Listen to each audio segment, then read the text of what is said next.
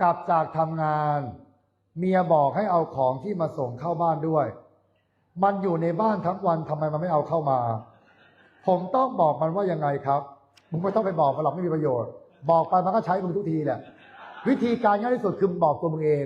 ว่าทุกครั้งที่มึงเข้าเดินเข้าบ้านมึงหยิบของให้มันด้วยจบแค่นั้นเลยง่ายๆแก้ที่ตัวเองง่ายกว่าอย่าไปแก้ที่มันเลย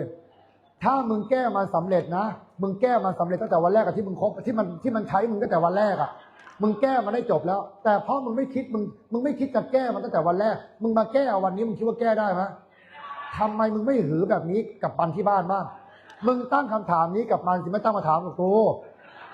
แน่จึงถามมาเลยทำไมมึงอยู่ในบ้านทั้งวันไม่ออกมาหยิบเองถามมาสิเดี๋ยวมันจะหาวิธีแก้ให้มึงเองสุดท้ายมึงก็ต้องเดินออกมาหยิบอยู่ดีโอ้ยไม่ต้องไปแก้ที่มึง